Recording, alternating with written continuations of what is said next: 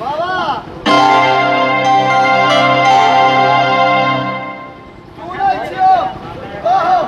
बढ़िया से पुनः तो हमरा नहीं निक लगत रहिए जब कथा पुराण कहे लगे छे तो भी लागे लगइए लेकिन कहो आई हम नहीं करबो ध्यान से सुनो बच्चा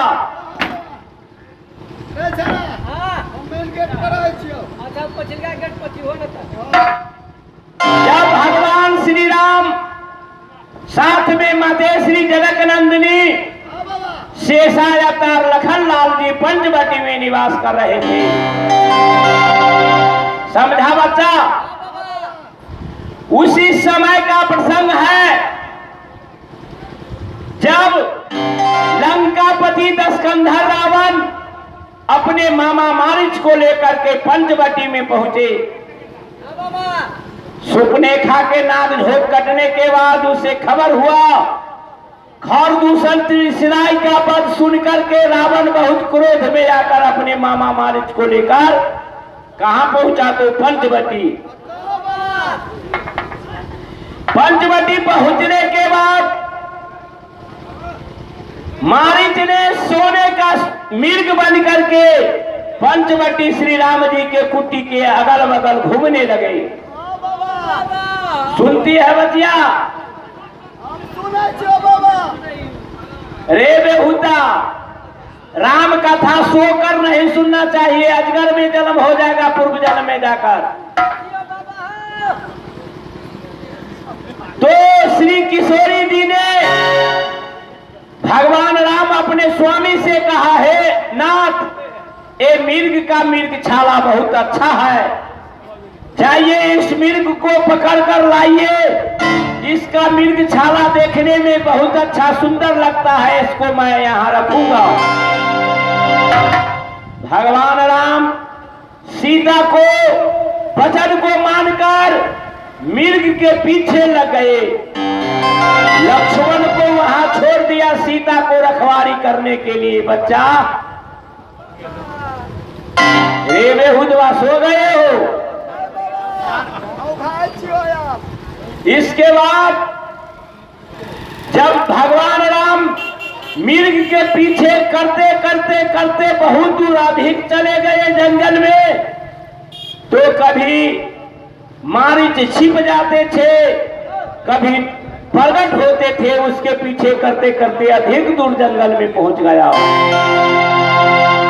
जब भगवान श्री राम उसके अपने धनुष बाण मारे, जब उसके हृदय में लगा तो मारीच ने अपना मिर्ग रूप छोड़ करके अपना राक्षसी रूप प्रकट कर लिया।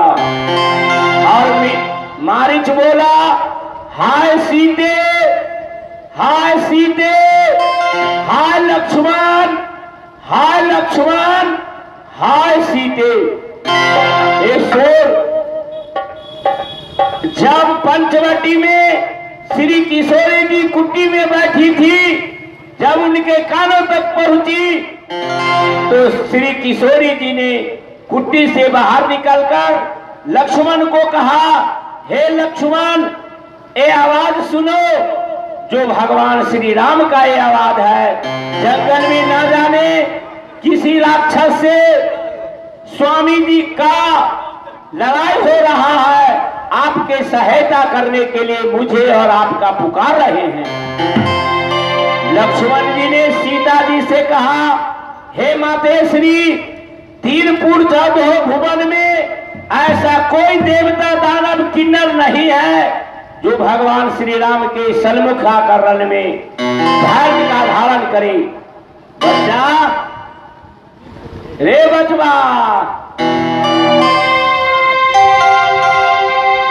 लक्ष्मण जी के कटुक वचन कहने पर श्री किशोरी जी ने लक्ष्मण जी को कटुक वचन कहा कि भगवान श्री राम के सामने धनुष उठा उठा करके, भुजा उठा उठा करके आप प्रशंसा करते थे। जिस समय जनकपुर में शिव धनुष का भंग हुआ, होने से पहले आपने कहे थे हमारे पिता का ये सारे भूमंडल पृथ्वी को मैं उठा करके 100 योजन तक फेंक दूंगा, जहां मैं फेंकूंगा वहां कच्चे घड़े के समान ये पृथ्वी टुकड़ा टुकड़ा हो जाएगा। लेकिन आपको मैं यहाँ कह रहा हूं कि जाइए, भगवान श्री राम हमारे स्वामी का मदद के लिए, तो आप भुजा मुंह लटका कर यहाँ पंचवटी में चुपचाप बैठे हैं। लक्ष्मण जी ने क्रोध में आकर सीता जी को ये पंचवटी में चौक तरफ से लक्ष्मण रेखा पार दिया यार, वहां सीता जी को प्रणाम करके चल दिए राम के पास। उसी समय लंकापति दशकंधर रावण साधु के भेष में आए और माते श्री जनक नंदिनी से भिक्षा मांगने लगा।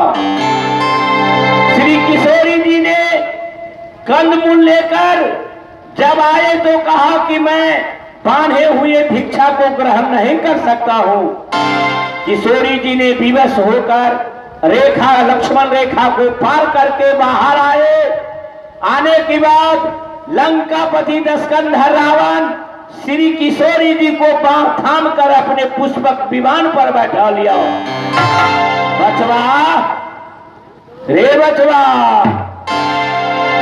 राजकुमारी सुनती हो, रावण ने सीता जी को रथ पर बैठा लिया और आकाश मार्ग में उड़ा दिया। सीता जी चिल्लाने लगी, रोने लगी, विलाप करने लगी, हाय लक्ष्मण, हाय लक्ष्मण, हाय लक्ष्मण बचाओ।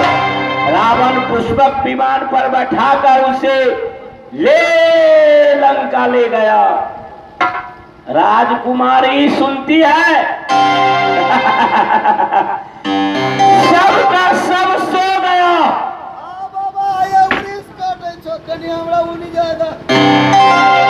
रे बेहुदवा सुनो, रावण सीता को रथ पर बैठा करके आकाश मार्ग में उड़ा दिया।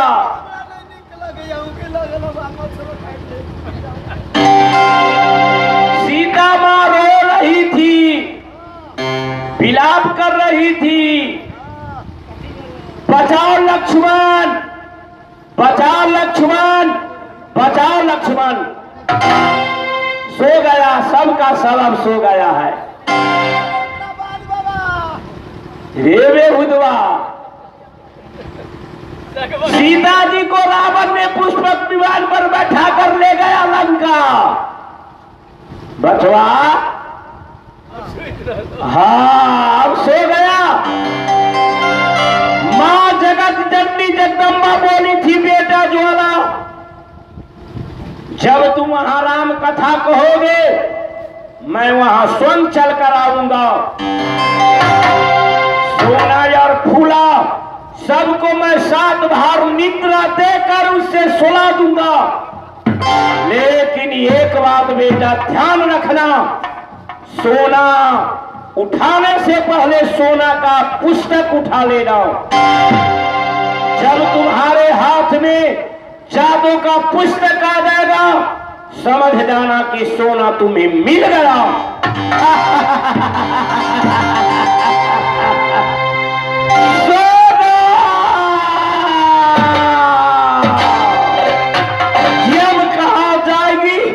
यब कहा जाएगी, यब कहा जाएगी सोना मेरे हाथ